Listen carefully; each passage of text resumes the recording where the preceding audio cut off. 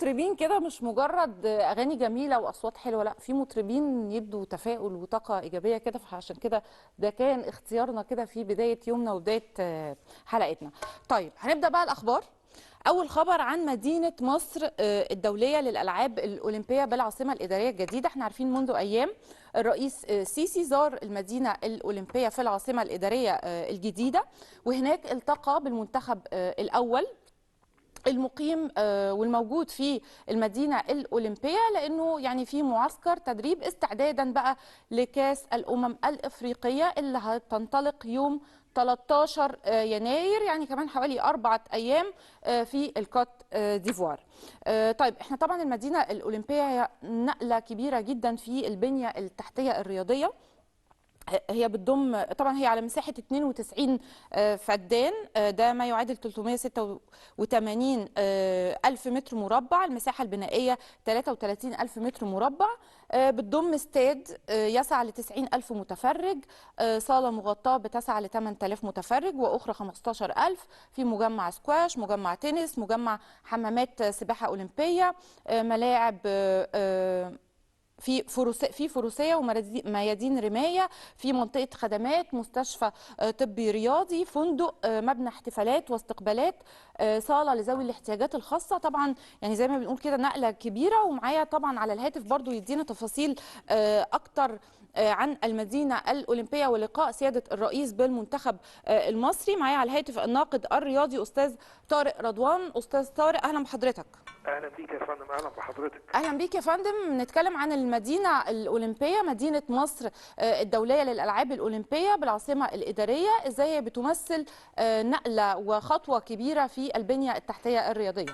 زي ما حضرتك تفضلتي وقلتي كده، انا سامع حضرتك، يعني اديتي تقرير يعني مظبوط 100%. مساحتها تتراوح ما بين 92 و 93 فدان. الفدان عشان نعرف برضو الساده المستمعين المشاهدين 4200 متر مربع، ده واحد فدان. فدي مساحتها تتراوح ما بين 92 الى 93 فدان. ايوه. وطبعا موجوده فيها العاصمه الاداريه. وعايز اقول لحضرتك ان هي فيها يعني كل الامور الشامله للرياضه.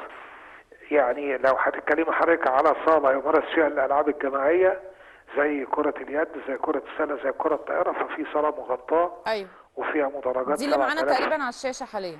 ايوه، تسع لحوالي 7000 متفرج.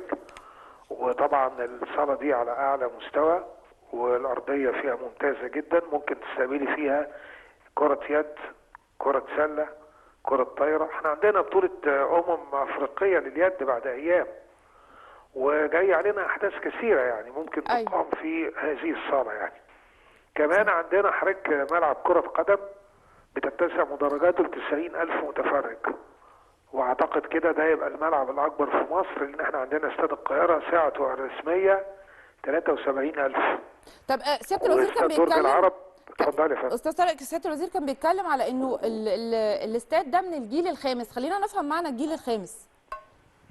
هو يعني الاستاد ده معمول فيه كل المواصفات وطبقا لمواصفات الاتحاد الدولي. انت عارفه حضرتك ان الاتحاد الدولي لكره القدم لما بيكون في ملعب بيشترط ليه مواصفات، وبيشترط فيه حاجات شروط معينه، في غرف خلع الملابس، في الارضيه بتاعه الملعب، ايوه، في المدرجات، في الابعاد بتاعه الملعب.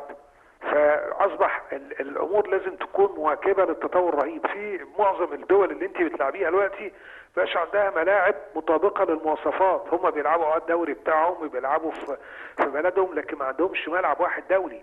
أيوة. احنا عندنا دلوقتي حوالي 6 ملاعب مطابقه للمواصفات تقدري تلعبي فيها اي منافسات دوليه، سواء على مستوى المنتخبات او مستوى الانديه.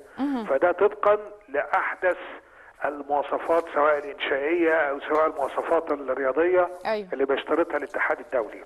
تمام. برضه عايز اقول لحضرتك ارضيه الملعب طبعا ممتازه جدا. عايز اقول لحضرتك انه زياره برضه السيد الرئيس يوم السبت للمجمع كان شيء جميل. اول حاجه القى الضوء على المجمع وعلى الاستاد وعلى طبعا المدينه الرياضيه اللي فيها العديد ايضا. والجزء الثاني بقى المهم اللي حابين نتكلم عنه، بس يا فندم معلش المقاطعه عشان وقتنا، لقائه بقى مع المنتخب واهداء الكابتن محمد صلاح قائد طبعا المنتخب، طبعا اهدائه للقميص المنتخب المصري. وخلينا نتكلم عن اهم يعني الحوار اللي كان هو اتكلم في البدايه معاهم عن الانجازات اللي تمت والاهتمام يعني بمراكز الشباب بشكل عام، وكلمهم بقى وده الاهم انه بجانب الموهبه اللي هم طبعا بيمتلكوها كلهم محتاجين ان هم يبذلوا جهد. هو قال لهم نصا يعني ان احنا حصلنا على كاس افريقيا 7 مرات، بس ان مصر تستحق اكتر من كده 8 و9 و10. صحيح صحيح. الدعم ده يبقى يعني ممكن يدينا امل شويه ان احنا ممكن نحصل على الكاس. ان شاء الله يا فندم. هو طبعا حضرتك عارفه انه الزياره ليها جانب معنوي. الجانب المعنوي ده صحيح. رفع المعنويات قبل البطوله اللي هتنطلق يوم السبت، منتخبنا مسافر النهارده ان شاء الله الى كوت ديفوار. الجانب الاخر انه بيبين ان كل المسؤولين في الدوله ورا المنتخب ومهتمين بالفريق. صحيح. وطبعا ان انت بتلعبي في بطوله وفزت بيها 7 مرات، فانت معنى كده ان انت رقم 1 في القاره من خلال ارقامك، من خلال انجازاتك. البطوله هتنطلق في كوت ديفوار يوم السبت. احنا بنلعب في المجموعه الثانيه اللي هي فيها غانا والراس الاخضر وفيها موزمبيق. هنبدا المشوار بلقاء موزمبيق ان شاء الله. ده هيكون يوم ايه اول مباراه؟ هيكون يوم الاحد الساعه 7 مساء. يوم الاحد 7 مساء مع موزمبيق، دي مع اول موزمبيق. مبارياتنا في كاس افريقيا ان شاء الله. وبعدين هنلعب مع غانا يوم 18، وبعدين هختتم مبارياتنا الراس الاخضر يوم 22. دول الثلاث مباريات بتوعنا. اول او ثاني بيتاهل الى الدور التالي، بالاضافه لافضل 4 توالت. احنا عندنا 6 مجموعات في البطوله. المنتخب بيسافر النهارده الى كوت ديفوار، رحله يعني طبعا طويله شويه حوالي 6 أو 7 ساعات. لكن هو بقى المخاوف كلها او القلق من الطقس هناك في ابيجان دلوقتي 33 ما بين 33 و 34 درجه، الرطوبه 85%. رطوبه عاليه، بس احنا متعودين جدا. طبعا على درجات الحراره دي، بالنسبه لنا دي عاديه. هي الرطوبه هي بس اللي ممكن احنا تبقى كام شويه دلوقتي؟ احنا كام الحراره؟ 18. بس في الصيف متعودين يعني 19. لا لا، في فارق 14 درجه. أيوة. وبعدين الرطوبه برضو في الشتاء بتبقى، بس هم هناك عندهم صيف. يعني الفتره دي في كوت ديفوار لانها طبعا في الغرب، في الجنوب الغربي من القاره يعني، او في الغرب. المناخ عندهم مختلف عن عندنا تماما، يعني زيها زي بقيه الاقطار الاخرى في افريقيا في المنطقه ديت يعني. احنا لاعبتنا قدها وقدود. يا رب نقول يا رب. طب اخر سؤال بقى عشان ندي التفاؤل، بتتوقع بقى على المستوى الشخصي ان شاء الله نحصل على الكاس؟ احنا هقول لك دي شهاده وهرجع اذاعها على فكره. كلنا نتمنى ان منتخب مصر يفوز بالبطوله يا رب. لكن احنا عندنا حضرتك نحط في الاعتبار كوت ديفوار الدوله المنظمه والمضيفه للبطوله فريق قوي جدا. السنغال حامله اللقب والمصنفه رقم 2 في افريقيا جامده جدا. المغرب المصنفه رقم 1 في افريقيا ورابع العالم قويه جدا. الجزائر فريق ممتاز جدا وقوي جدا. كل الفرق دي في الصوره مع المنتخب المصري، ويجي كمان وراهم في منتخبات اخرى ليها صيت وقويه زي تونس زي الكاميرون زي نيجيريا. فالمهمه مش سهله. المنافسه المره دي صعبه، بس بنتمنى التوفيق ونتمنى بقى ان زياره الرئيس السيسي للمنتخب تكون داعمه ليه وتدي له دفعه ان شاء الله انه يرجع لنا بالكاس باذن الله، يوصلوا بالسلامه ويرجعوا لنا بالكاس ان شاء الله. شكرا ليك. كان معانا الناقد الرياضي استاذ طارق رضوان. شكرا لحضرتك يا فندم. طيب احنا كده يعني فقره اخبارنا خلصت، نروح بقى لفاصل ونرجع للجزء الثاني من حلقتنا. خليكم معايا.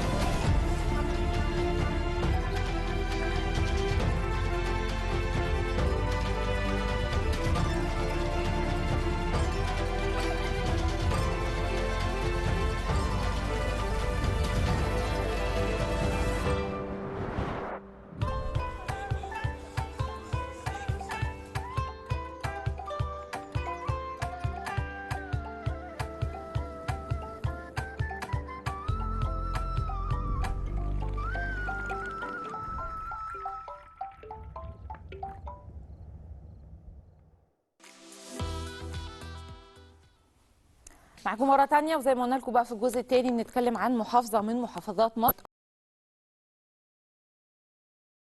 أسوان. ويمكن ركزنا بشكل كبير على المشروعات والتطويرات اللي تمت في محافظة أسوان في السنوات الأخيرة. النهاردة بقى هنروح للجزء بقى السياحي والزي النوبي، نتكلم عن أهم ما يميز أسوان. طبعا المعالم السياحية في أسوان كتيرة جدا، من أشهرها معبد أبو سمبل. ليه معبد أبو سمبل بيعتبر من أشهر المعالم السياحية في أسوان؟ لسببين. أولا المعبد ده مرتبط بظاهرة يمكن بتجذب كتير من السياح الأجانب، وهي فكرة تعامد الشمس على وجه رمسيس الثاني في يومين من كل عام، يوم 22 أكتوبر اللي هو يوم ميلاده، ويوم 22 فبراير اللي هو يوم تتويجه. في سبب تاني كمان لشهرة هذا المعبد، وهو ان هذا المعبد تم نقله لان هو كان معرض بعد بناء السد العالي، كان معرض للغرق بعد ارتفاع منسوب الميه في بحيره ناصر.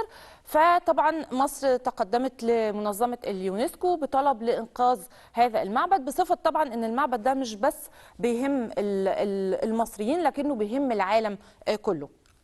وبالفعل بقى كان في يعني بناء على بقى الاراء كتير من مختلف الجنسيات لافكار كتيره ازاي يتم انقاذ المعبد ده، تم الاتفاق على فكره انه بيتم تفكيكه لقطع، كل قطعه حوالي من 20 ل 30 طن، يتم تفكيكه وتتنقل لمكان بقى بعيد عن هذا الخطر، خطر الغرق، ويتم تركيبه مره تانية. وبالفعل ده اللي تم فيه معبد ابو سمبل لانقاذه من الغرق. احنا دلوقتي هنشوف تقرير وتفاصيل اكتر بقى عن نقل معبد ابو سمبل، ونرجع مره تانية.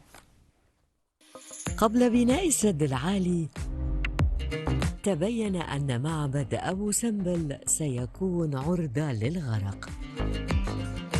أدركت مصر أنها أمام مهمة صعبة للغاية، فلجأت إلى اليونسكو عام 1959، وهنا بدأت أكبر عملية هندسية وأثرية لإنقاذ معبد أبو سمبل. وكانت هناك اقتراحات.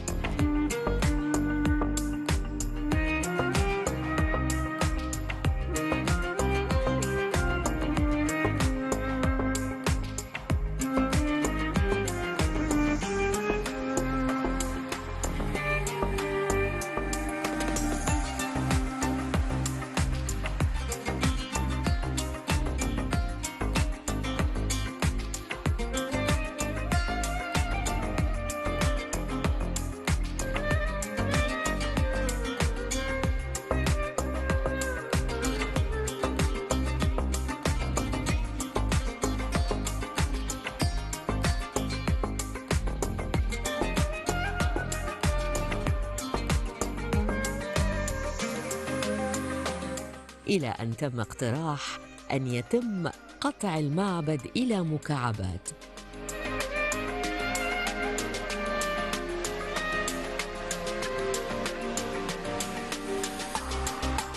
ويتم ترقيمها ثم نقلها وإعادة ترتيبها.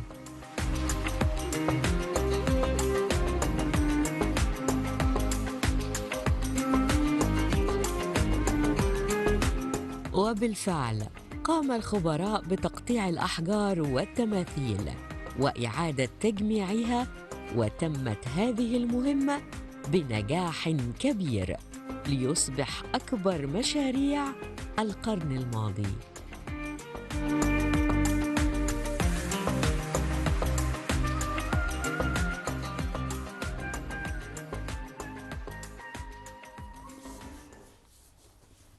طيب، لأن أسوان بتجمع ما بين المناظر الطبيعية الجميلة وما بين طبعا الأماكن الأثرية، فده كان جاذب بشكل كبير جدا لصناع السينما وصناع الدراما سواء المحليين او العالميين ان هم يقوموا بتصوير اعمال فنيه في اسوان. والحقيقه ان ده طبعا زي ما بيفيد العمل الفني ان انا بقدر اطلع مناظر طبيعيه جميله زي ما نقول صوره حلوه او مناطق اثريه معينه حابه ان انا اظهرها في العمل الفني، فده كمان بيعود على اسوان نفسها وعلى البلد نفسها لانه بيحقق اكيد ترويج سياحي كبير جدا. واكيد لازم نعترف بفكره القوى الناعمة وإن كتير من الأعمال الفنية ممكن تبقى سبب في شهرة مكان سياحيا. في كتير قوي من الدول نجحت في ده، في كتير من الدول قدرنا إن احنا نعرف ثقافتهم ولغتهم وعاداتهم وكل حاجة وحبيناهم من خلال الأعمال الفنية اللي بيقدموها. بس زي ما بقول كده مش كل الدول بتقدر تعمل ده ومش كل صناعة السينما في أي دولة بتقدر إنها تحقق ده. هنشوف تقييم بقى دلوقتي للأعمال الفنية اللي تم تصويرها في أسوان، وهياخد رأي ضيفتي على الهاتف الكاتبة الصحفية الدكتورة انتصار محمد. دكتورة انتصار أهلا بحضرتك. اهلا بحضرتك يا فندم. اهلا بحضرتك. أهلا بيك يا دكتورة انتصار. تقييمك للأعمال الفنية اللي تم تصويرها في أسوان، هل هي حققت الفكرة ان انا كنت لسه بتكلم عنها دلوقتي انه احنا لما نصور عمل فني في مكان فاقدر ان انا انقل صورة عن المكان ده فعلا واحقق له ترويج سياحي كبير؟ بصي والله يعني هقول لحضرتك في البدايه قبل تقييم الافلام وهي حققت فعلا ترويج سياحي لمدينه اسوان، لازم نبقى عارفين ان مدينه اسوان يعني تعتبر من اجمل المدن الموجوده يمكن في مصر ويمكن يعني على مستوى قاره افريقيا عامه. أسوان أولا يعني بتتسم بالدفء، بالجمال، بالآثار السياحية، بالسد العالي. عندنا حاجات كتير قوي بنقدر نعمل لها ترويج كمان من خلال الأفلام، ويمكن مش من دلوقتي، يعني احنا يمكن من فترة الستينيات صحيح. لما لقينا فيلم الحقيقة العارية إخراج عاطف سالم. عاطف سالم قدر في فيلم الحقيقة العارية بطولة ماجدة وإيهاب نافع. في الفيلم ده انت يمكن شفتي السد العالي، شفنا قد ايه ان الفيلم بيجسد بجانب رسالة الفيلم طبعا المساواة بين المرأة والرجل في العمل، لكن قد ايه جسد مشروع السد العالي انه مشروع قومي ومشروع مصري في مدينة أسوان. لو جينا يمكن دلوقتي ممكن نتكلم عن فيلم مثلا فيلم مافيا لما اتعمل في 2002 فنان احمد زكي طبعا. الفيلم ده قد ايه شفتي فيه مشاهد اسوان الخلابه الجميله، قد ايه كان ترويج سياحي ويمكن نشطت السياحه في الفتره دي جدا. وحتى الجزيره اللي تم تصوير مشاهد مافيا عليها والاغنيه بوجود طبعا فناننا الكبير حسين فهمي. انا عايزه اقول لك ان الجزيره دي اسمها دلوقتي جزيره مافيا، يعني السياح لما بيروحوا بيسالوا على الجزيره دي بهذا المسمى، بقت بمسمى الفيلم. فقد ايه السينما هنا بتاثر فعلا يمكن في المكان. اذا لو احنا لو سؤالي لحضرتك ان احنا بنقيم العمل الفني، فالتفصيله او المعلومه اللي حضرتك بتقوليها انه دلوقتي الجزيره بتسمى باسم الفيلم، كده اعتقد يبقى اذا فيلم مافيا من الافلام او من الاعمال الفنيه اللي قدرت تحقق الفكره اللي احنا بنتكلم عنها او الهدف اللي احنا بنتكلم عنه. بالظبط طبعا بالظبط. الافلام والسينما المصريه دايما وابدا يعني سواء في هذه السنوات في عصرنا او في الالفينيات او قبل كده في الستينيات وفي السبعينيات، السينما المصريه مؤثره جدا يمكن في المجتمع وفي المكان وفي الناس. فطبعا لا اكيد طبعا يعني مشاهد اللي تم اتخاذها في مدينه اسوان في اعمال فنيه كثيره قدرت فعلا ان هي تاثر على هذه الناحيه. صحيح. احنا مش بس بقى الاعمال الفنيه والسينمائيه والدراميه، احنا الكرتون كمان. احنا عندنا شخصيه بكار دي من الشخصيات، يعني هو طفل نوبي ومن يعني من الاعمال الكرتونيه اللي ارتبط بيها الاطفال بشكل كبير جدا وقدرت انها تحقق نجاح كبير جدا، وكانت برضو بتنقل يعني استطاعت انها تنقل الصوره والحياه النوبيه والطبيعه النوبيه بشكل كبير. بصي هقول لك شخصيه بكار يمكن اثرت فينا كلنا واثرت فينا واحنا برضو اطفال، واثرت في اولادنا دلوقتي. يعني شخصيه بكار تحسي ان هي شخصيه معاصره مع اكتر من جيل.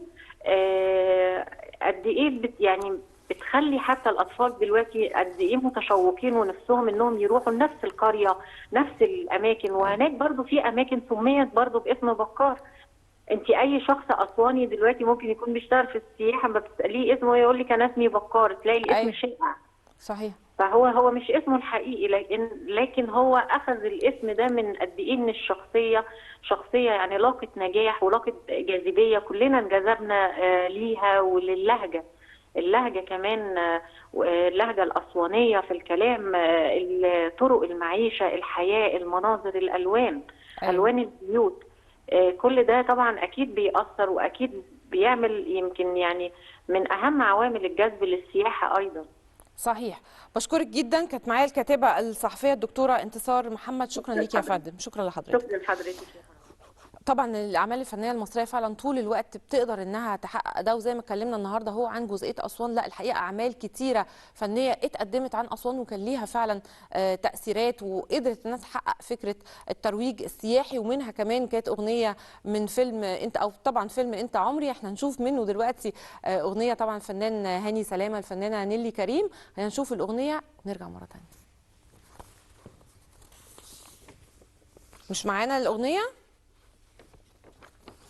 طيب احنا وقتنا خلاص فعلا، احنا وقتنا للاسف بيجري سريعا معاكم. ان شاء الله الاسبوع القادم انا هكون معاكم زي ما قلت لكم بكره ان شاء الله في حلقه جديده متخصصه في الشأن العربي مع زميلتي داليا فرج. خليكم معنا.